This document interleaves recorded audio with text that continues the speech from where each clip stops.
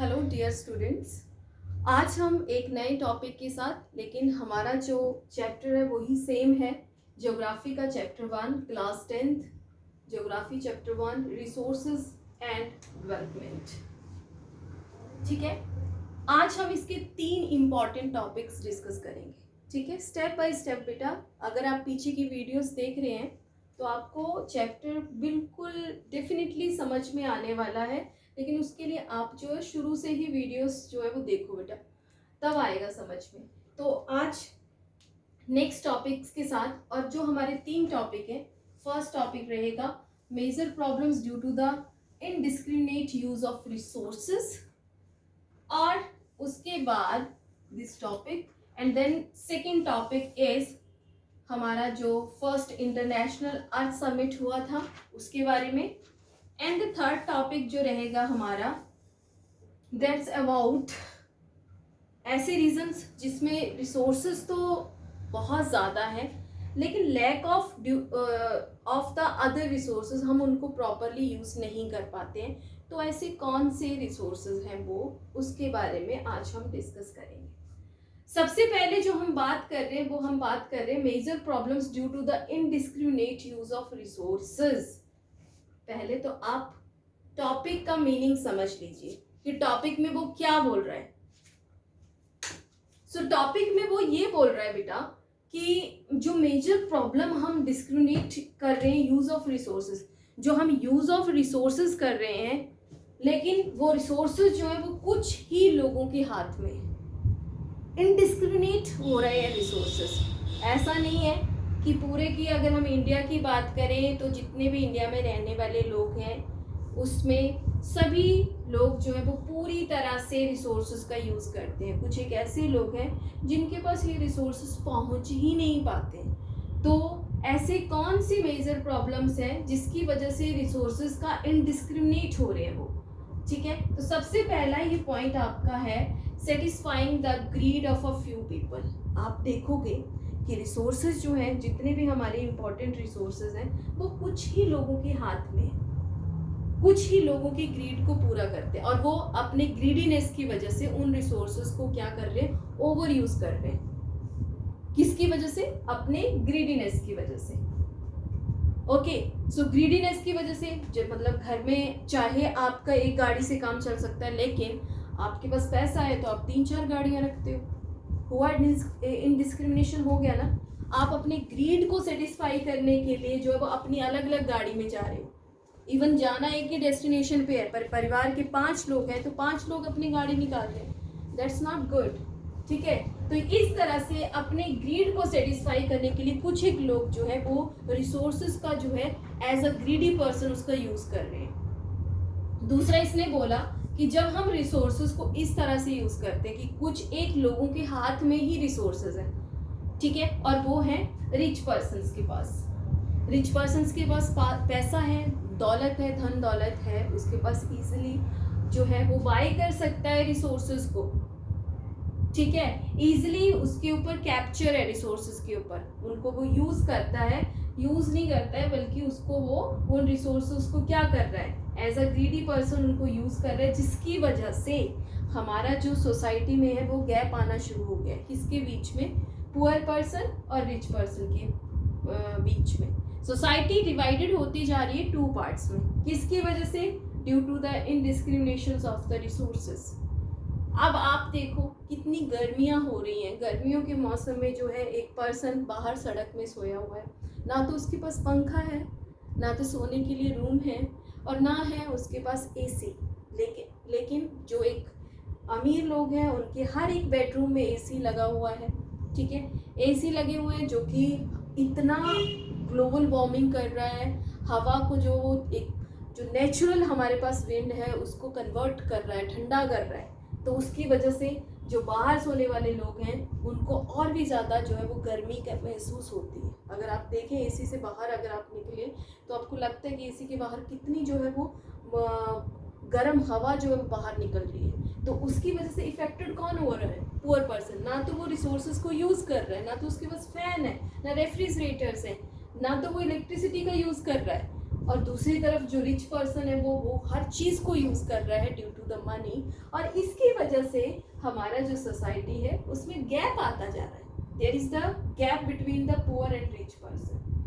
And the next is, जब इन resources का जो है ग्रीडी पर्सन या कुछ एक पर्सन्स के हाथ में ये जो रिसोर्सेज आ रहे हैं तो वो उसको पूरी तरह से यूज़ कर रहे हैं, पूरी तरह से उसको जो है वो कैप्चर कर रहे हैं अपने अंडर, और इसकी वजह से जो है वो बहुत सारी प्रॉब्लम्स जो है वो फेस करनी पड़ रही हैं, सभी को ही करनी पड़ रही है। और उसकी वजह से हो रहा है global warming, environmental pollution, land degradation, ठीक है, ओजोन लेयर डिप्लीशन। तो ये सारी प्रॉब्लम जो है वो क्रिएट हो रही हैं आपकी रिसोर्सेज की वजह से, जो आप रिसोर्सेज को प्रॉपर वे में यूज़ ना करके उसको एज अ ग्रीडी पर्सन और एज अ रिच पर्सन जो आप इसे यूज़ कर रहे हो, और उसको जो प्रॉपर मैनर में नहीं यूज़ किया जा रहा है। बेटा कोई भी चीज़ आपके पास है, अगर हम उसको प्रॉपर वे में यूज़ नहीं करते हैं तो वो चीज़ ड्यू टू द ग्रीडीनेस, वो चीज़ जो आपके लिए ही जो है वो क्या कर देती है, प्रॉब्लम क्रिएट कर देती है।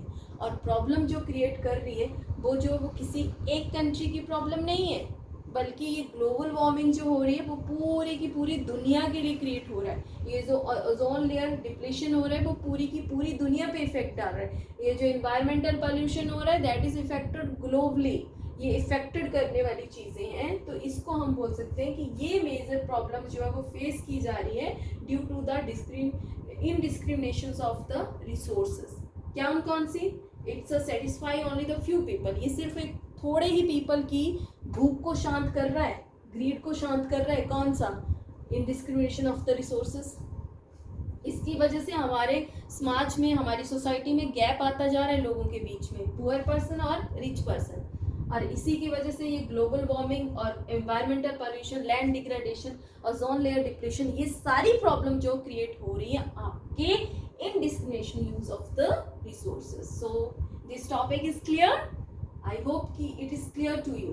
बहुत इजी टॉपिक है, 3 मार्क्स के अकॉर्डिंग ये क्वेश्चन पूछा जा सकता है।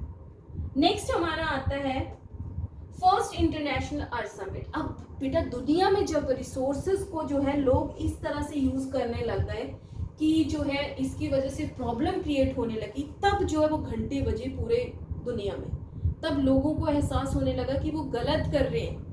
कुछ एक कंट्रीज के लीडर जो है they have to be aware the problem of that created by the indiscriminations of the use of resources. लोगों को जो है वो डर सताने लगा, और इसके लिए जो है पहली बार जो है the first international Earth summit होता है, जिसका नाम रियो डी जेनेरियो इन ब्राजील। और कब हुआ था ये? 1992 में हुआ। क्लियर?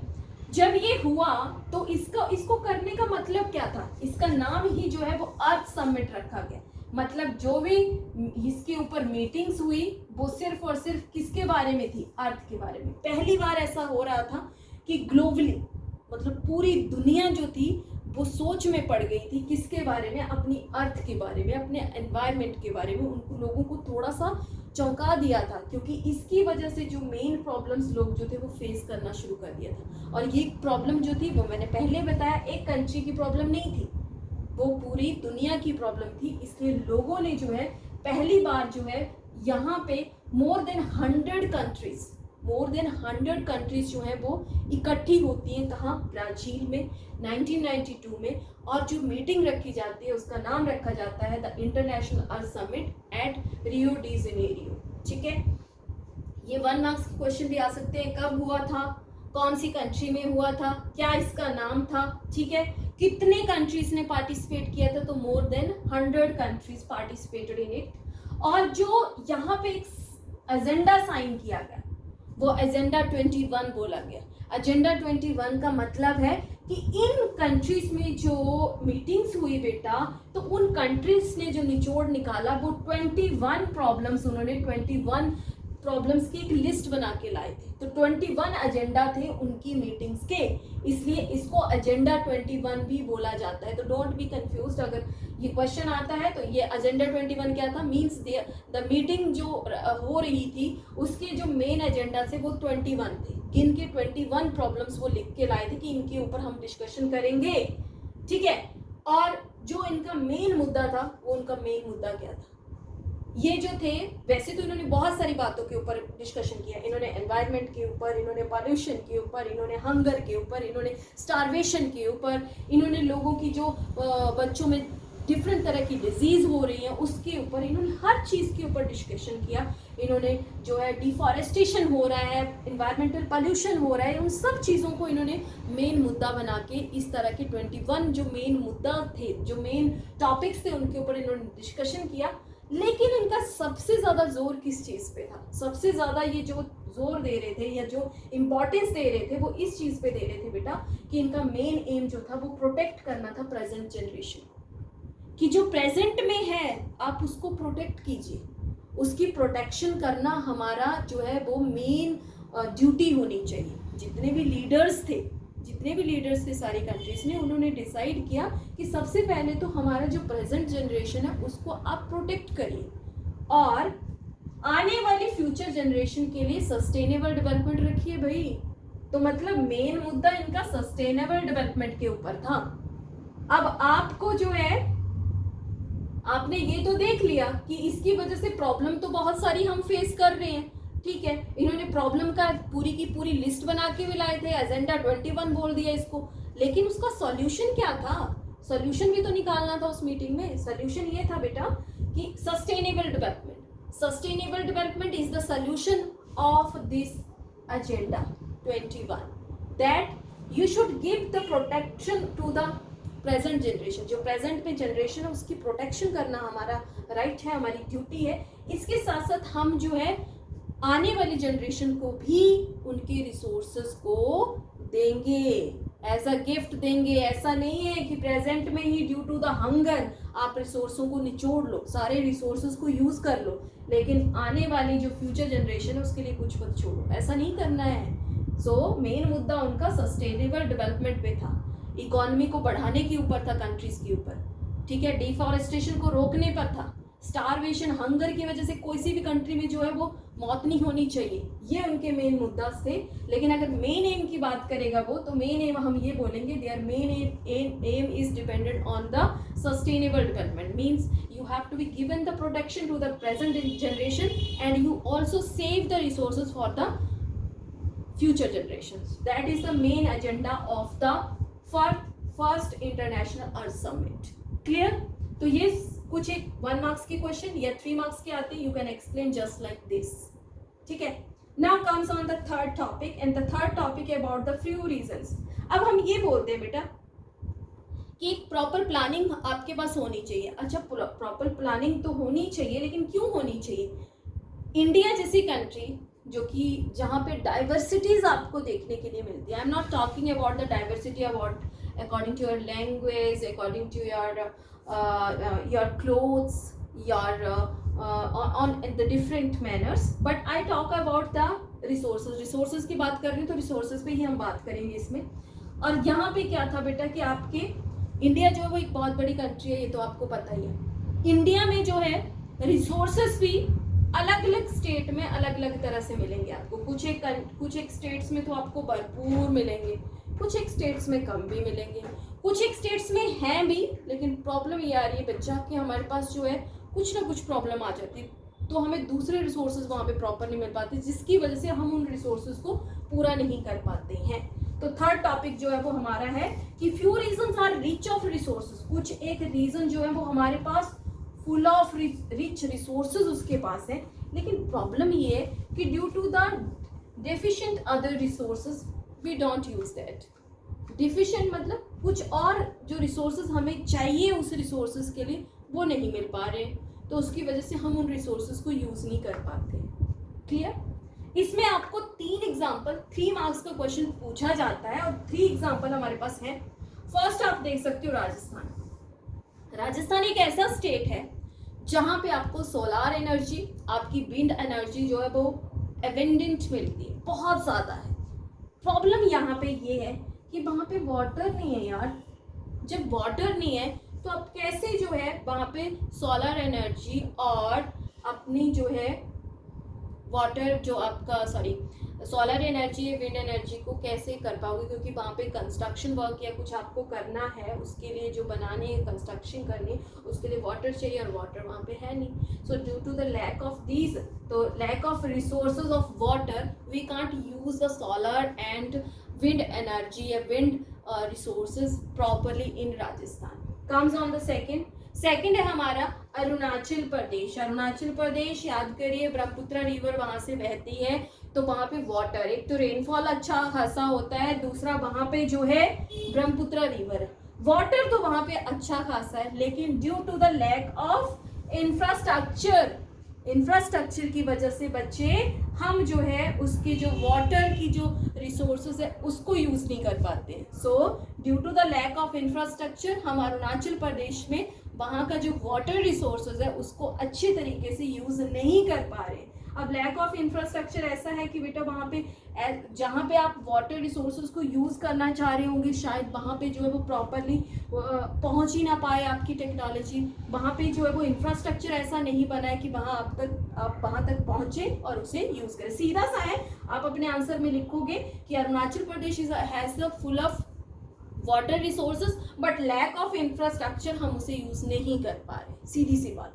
और लास्ट है आपका लद्दाख। लद्दाख चले जाइए, जम्मू कश्मीर सबसे ऊपर टॉप में लद्दाख हमारे पास है। लद्दाख जहाँ पे मोस्टली ठंडा इलाका है, मोस्टली हिली एरिया है, और इसकी वजह से वहाँ पे हमारा जो है lack of water and infrastructure, वो रिच हेरिटेज है वहाँ पे, काफ़ी आपको जो नेचुरल एंड रिच हेरिटेज आपको देखने के लिए मिलेगा, लेकिन lack of water and infrastructure हम उसको भी प्रॉपर तरीके से यूज नहीं कर पाते। ठीक है, समझ में आया? सो 3 हमारे जो है ये मेन, आप जो है प्लेस के नाम या स्टेट के नाम लेकर के आप उसको आइडेंटिफाई कर सकते हो। सीधा है Rajasthan due to the water lack of water pollution, water resources, and Arunachal Pradesh due to the lack of infrastructure, and Ladakh due to the lack of water and infrastructure, we can't be use the resources properly in these states. Clear?